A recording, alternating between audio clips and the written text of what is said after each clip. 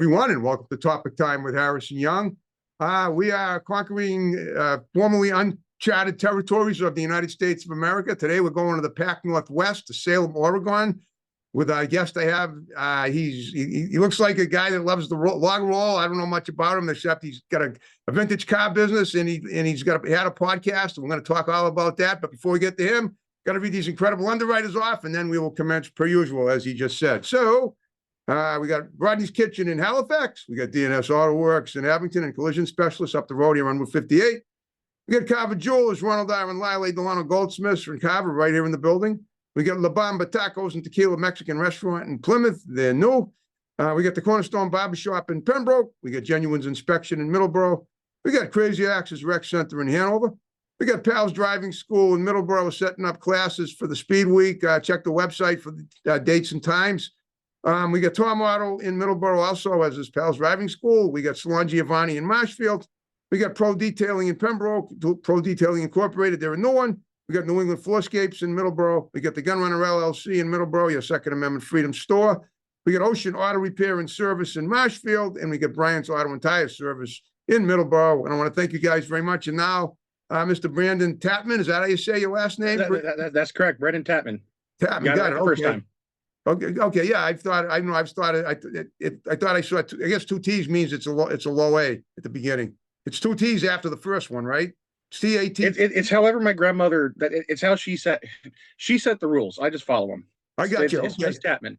I got you. Chapman it is. Got you, sir. Okay, we won't nitpick over the pronunciation. So first of all, you're sitting in your own car, isn't that right? Isn't that a souped up Volkswagen that you're sitting in?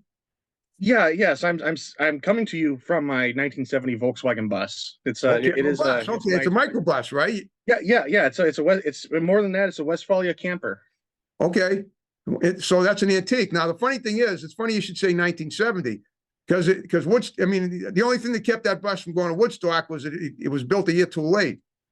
It was built in October '69. It was just at the tail end of the summer. Yeah, but Woodstock was August of '69. So yes, that is when this bus is built. I happen to know when it was built. The day it was built in Germany. Well, it wouldn't happen to have been October 3rd, would it? Because that was my 10th birthday in 1969. It was a Friday. It was October 27th.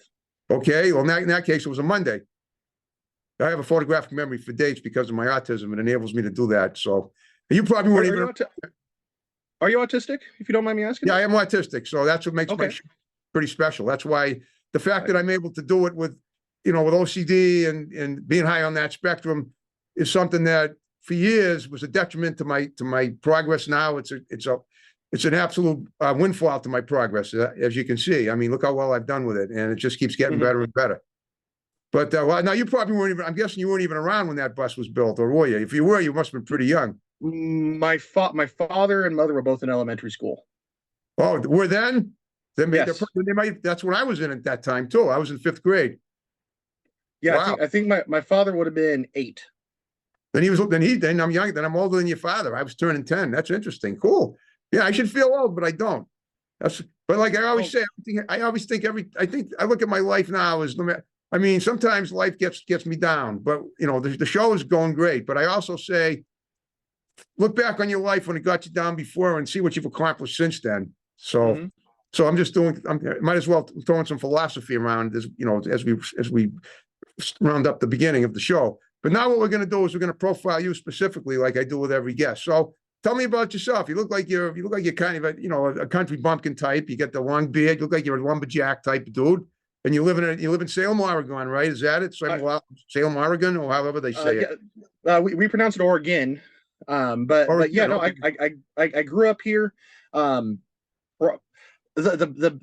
beard and the flannels and stuff. I moved down to Los Angeles. Lived in Los Angeles for the last 8 years. Okay. I came back to Oregon a year ago. Okay, why did you move to Los Angeles? Hold up. Why did you move to Los Angeles? What did you do there for 8 years? I got a job offer at a time when I had nothing going on for me here. I got a job offer to work at Corvair shop on the old Chevy Corvairs.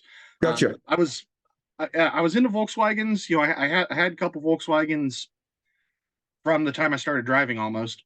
Okay. And I was hired from 1,000 miles away because, oh, you built a Volkswagen engine, you can come build a Corvair engine. That job lasted about 6 months. Okay. Well, but you said you were there for 8 years.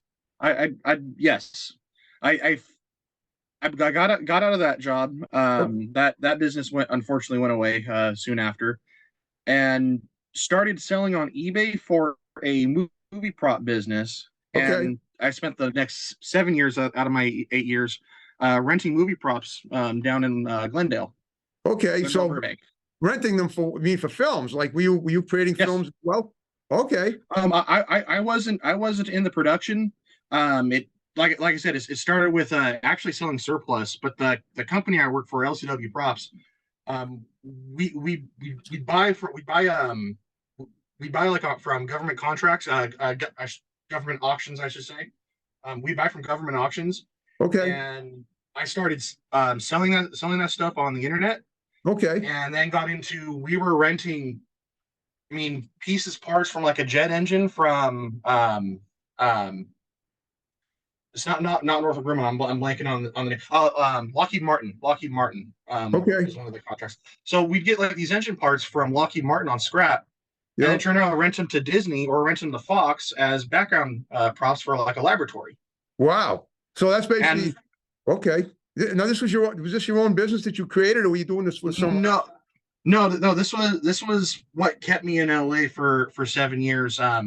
Right, but I built my business yourself, were you working for after someone that. else there doing that? Were you working for yourself doing the renting, or were you working for someone else doing the No, renting? I was working for someone else. I was working You were, for okay. LCW Props. Okay. Wow. But That's okay. So, all right. So then after a certain amount of years doing that, you came back to Salem, Oregon, where you're at now, where it all began for you. Yes. Right. Okay. Have you ever traveled at all to the other side of the country? You know, in the Northeast, our area, or I haven't made it to the East Coast yet. I'm planning on it this year. okay. But yeah, I've been to Texas, been in Nebraska, Yeah. been to Hawaii. Okay. Like I haven't made it to the East Coast yet, but I've done quite a bit of traveling. Hence Okay. the Volkswagen bus. Right. You've got a moving caravan that you don't live in that, do you? Or do you? I've done 2 months. I've gone on the road for 2 months in this. Okay, so it's livable. You can live in that. Obviously, I did it in 1973. I went with my family up to the maritime provinces in Winnebago, and it was the worst 2 weeks of my life. But we made it happen. We still got through it. I just didn't have enough privacy. Oh, that's all. I didn't like living with having the only thing that separated my family from my own bedroom was a very movable curtain, and I did not appreciate that at all. But it was interesting. I'd never been to Canada before, and this gave me 2 weeks to feel what that was like. All right, well, let's talk about you as a kid now. That's what I do with every person I interview. Talk about it seems like you had a pretty rugged upbringing, but a fun one. So tell me about what that was like for you as a kid. I did a lot of the regular kid stuff.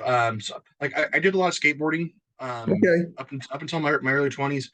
I played video games. Before I got into cars, I was really into computers and coding. And if you asked me when I was probably 15, I would have told you I'd be like a software engineer. Okay. So I was skateboarding. Gave me a sort of peer group that it allowed me to grow my independence rather early. Okay. Like Tony Hawk. Sorry, go ahead. Like Tony Hawk. Yeah. Like Tony Hawk. But I get the idea. Okay. Yeah, I'd say more like Rodney Mullen, but okay. Yeah, so you can say Tony Hawk. Well, when you were skateboarding, did you do it in groups, or did you do it by yourself? And just sort of like, did you like to just take off and go with the wind and wherever it took you? I would take off, and if you're on a skateboard and you see another kid on a skateboard, you're kind of already friends already. It's kind of especially here a close knit group. Yeah, so that's what I thought. You could take off on your own. You can ride with some friends. You make it a party. Like it was rather liberating because it wasn't structured like school. Right. So.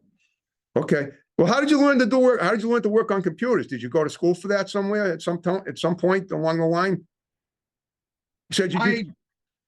I was really bored in school, and we had we had computer labs in my middle school and in my high school.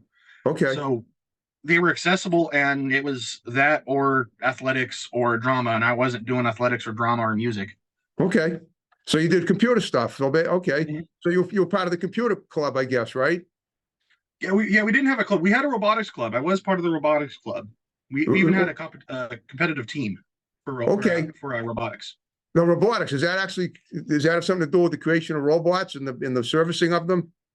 There's an organization called First that will put Okay. out they'll make a game Yeah. every year, and the Yeah. competition is to build a robot that'll do that game. So like ours was to, it's sort of like basketball. You pick up a ball and Yeah. place it in a hoop. Yeah. So we had to build a robot that was mobile and could pick up, lift, move left, right, drop. Yeah. Yeah. Wow. So how'd you learn how to do this stuff? Were you just extra smart? Did you have a high IQ that was above and beyond most people your age, or what? Or did you learn it from somewhere? Like skateboarding, when you work with competent people, you pick up on stuff and you learn things rather quickly. Right. It was like none of these things were my idea. I was on the mechanics team, Yeah. rather than like the coding team in that case. But when you're with people who have a can-do attitude, we would just get stuff done. Okay. So basically, you were a mover and a shaker all your life. Oh, I've had a lot of fun. I pick my friends and I pick my colleagues there you go. based on what they're doing, I should say. It's like, hey, that Okay. looks like fun. I'll go do that. I got you. I know what you're saying. I know exactly. Now, did you go to college at all? And if so, what did you major in and where did you go? I majored for 2 years before I dropped out in mechanical engineering. Where? What school? So I went to the local community college as part of it's the Oregon State University MECOP program. Okay. So I was enrolled at Oregon State University. I was attending at Chemeketa Community College Okay. under OSU's program. Okay, but you dropped out after a while. You didn't you didn't get through it. I got my academics in high school afforded me tuition for the first year. Okay. And by the second year, I realized I didn't want to sit at a computer all day, and I didn't want to just click buttons all day. So I got pretty phased and got into a friend group with cars and dropped out of college and started playing with cars. Okay. So you learn how to work under the hood of cars, basically. Okay. Now that's something that comes in pretty handy, obviously. Now, what do you do? Now you have your own vintage car dealership, repair shop, etc. Like now, is that what you have? Daft and Classic is my parts business. So I sell car parts on the internet. Okay. Wow. So like I have a website, daftandclassic.com. I sell on Facebook and Instagram and eBay. Specifically old Volkswagens. It is a bit of a niche community, but especially bus people. I love bus people, and we can still get the parts. The parts are still being manufactured in Mexico and Brazil. This increasingly China now too. Okay. But you can get the parts. It's just a matter of getting the parts into the States and then distributed to the end user wherever they are in the country. I know this is kind of an off-the-cuff question, but do you think that what just happened with the Chinese balloon thing might affect your ability to import from there now or not? I don't know what you know. I don't think so. I think there's so much going on the international stage. I'm not sure the balloon thing's really a major. I think it's a major incident if you're in the media. I'm not sure it's a major incident if you're in national security. I know if you're John Doe, I get you. Foreign relations. I know it is such a bizarre event. I mean, it's going to be. What I expect is going to happen is that all the late night TV talk show hosts, not including myself, although I'll poke fun at it, but they'll parody it like they'll do a whole replica of it, like, and make all kinds of whimsical remarks, pretending to be people watching it come down, and that'll be kind of interesting to see. I expect that's gonna really hit an influx point in the next few weeks for sure. Mm-hmm. At least probably just this weekend. I wouldn't be surprised. I expect SNL will do a huge bit on it if you watch that. All right, do you have a family? Do you have like a wife, kids, or anything? Or Or by yourself or what? No, I don't. It's just me and my German Shepherd. Oh, cool. Okay, that's right. You live a kind of a free spirited life. What about motorcycles? Do you work with them at all, or have you ever? I've never really been into motorcycles. Interesting. There's never been a bike. Like I appreciate like the cafe racer, the old British, the old BSAs, the old British style lean racers. I've never really been a fan of like the big Harleys, the big hogs, the kind of bike you would expect someone like me to be riding. No, exactly. You look like a guy. You look like a bike guy for sure. Yeah, I don't know what it is about them that just okay. They don't speak to me like an old bug. I got you. That's why we ask these questions. You like your Volkswagens, but now the thing is, I always used to love the Volkswagens in the '60s. Now friends of mine would have, or people that I know would have these Volkswagens with the standard shift in the middle, and then it was kind of cool to be sitting there watching them shift that thing and move the clutch around, do the fourth whatever gear it is. And to this day, I still can drive a standard transmission car. When I was 18, I got a student pilot's license. But you got to remember, in this day and age, I mean, I wasn't raised on driving a standard transmission. My first car. Well, the first car I ever drove was my father's 1965 Rambler station wagon that I got my license in 11 years later in 1976. And what I ended up doing was wearing a hole in the floor. So with the brake, there was no brake. I was literally like Fred Flintstone stopping the car with my foot, pushing it through the hole onto the street. Couldn't go any faster than 5 miles an hour. Then we had to junk it. So what I'm wondering is now, how do you maintain old Volkswagens? Because I assume that they have to be kept up, even if, I mean, whether you use them regularly or not, they must still have to, they're like your kids, right? I mean, you really have to polish them every week, make sure they don't rust and all that stuff. I'm sure that must be a painstaking but worthwhile project for you that keeps you busy all the time. Is it not, or is it not, or is it? For me, it's not. For me, even the toughest stuff isn't really that painstaking. Right, of course, but it is. Exactly. I love. This bus in particular it was my dream vehicle for years and years and years. Right. Come on. The fact that it just got hit and now I get to learn how to do body work because I've never really done body work before. It sucks. But it's my bus. It's my chance to learn how to do body work. Right. Okay. I learned how to do I learned how to build engines. Like I built this engine that I drive on every day. Yep. Learn electrical wiring. Without cars, I wouldn't know how to relay works. I wouldn't know how to drive stick if I wasn't driving a Volkswagen, but I drive stick every day now because that's what it means to own a bus. Absolutely. The territory. Absolutely. I'm just wondering, have you ever transported a lot of people across long trips with that thing, with that buggy of yours? Kind of like or not, or gone. I mean, not a lot of people. If I'm going on a long trip with someone, it's usually a girl, and it's just one girl. There you go. Nothing wrong with that. Okay, cool.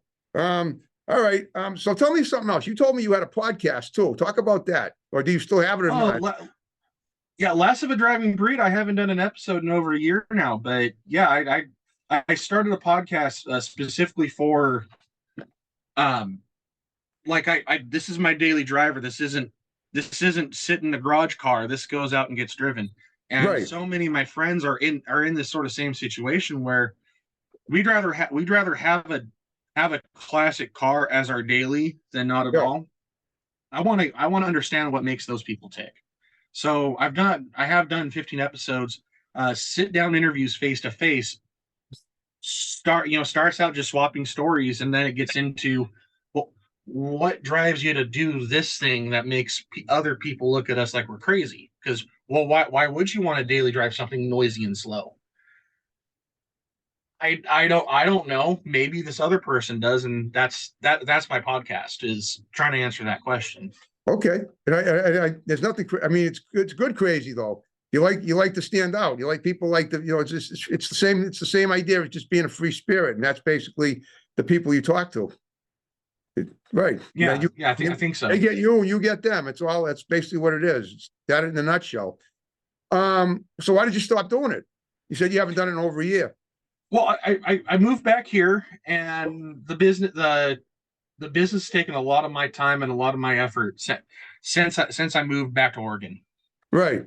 So basically, so I haven't. It's not that I'm done with the podcast, but it's been a while since I visited it for sure.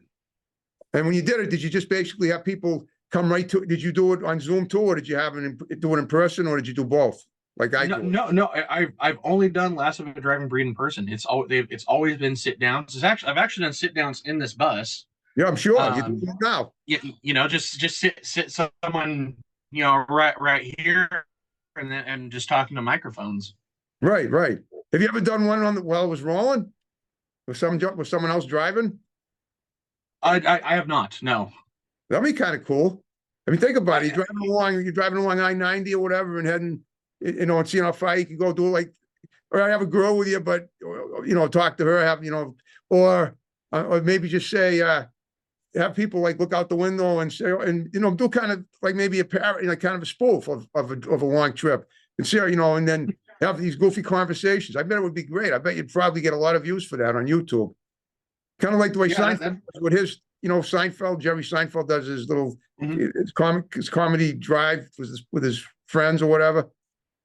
Comedians a little bit more wild than woolly. What's that? Yeah. The comedians in cars getting coffee. Yeah. That's what I'm talking about. Yeah, that Jerry Seinfeld show. Yeah. Have you ever? Now you said that now you don't rent like props to movie sets anymore, right? Or when you I don't. Not anymore. That's a California business. That's a Los Angeles business. I understand. What I'm getting at is, did you ever meet any of the big stars when you did that that used your props? Doing that, not so much. Because we would, if anything, I'd work with the set decorator or maybe a producer. Okay. So we weren't dealing with. I wasn't dealing with directors, and certainly wasn't dealing with talent. Okay. I don't have any crazy run into stories from the movie prop days, but I do know props out of my warehouse have been in every single Marvel movie. I can tell you that. Okay. Well, guess what? We're down to the final 5 minutes of the show. We made it go by. Can't believe it went by this fast. That was fast. I said, yeah, and I hope we covered all the stuff you wanted to talk about. I tried to be as thorough as possible in the short time we had.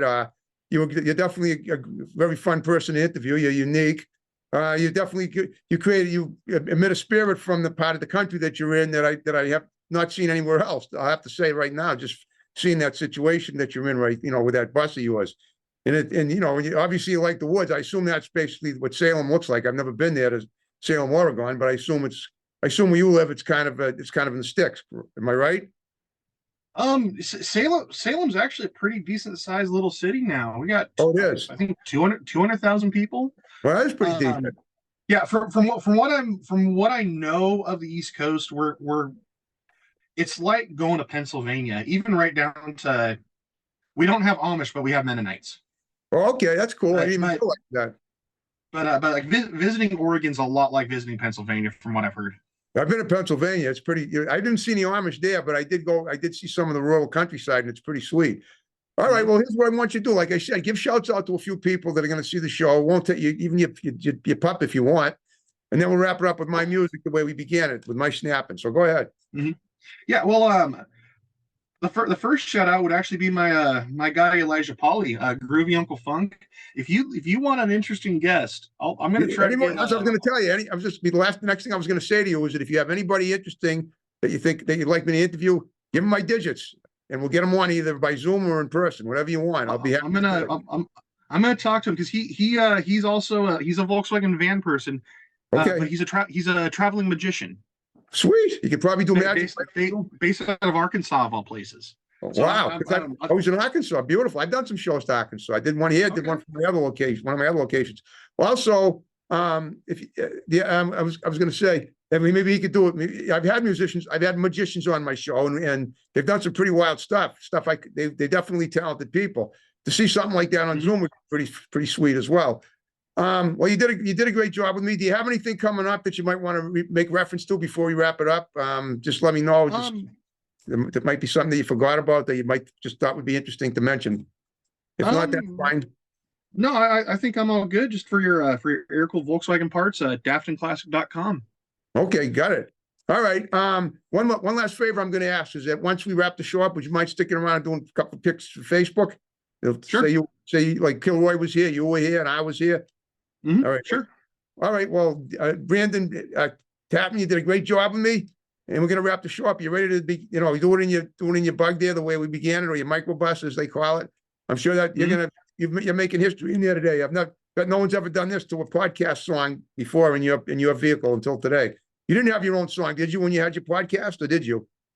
No, but we got something in the works when I do relaunch the podcast, actually. Okay, well, I hope I inspired that. So, all right, we're going to wrap the show up. You ready? Ready.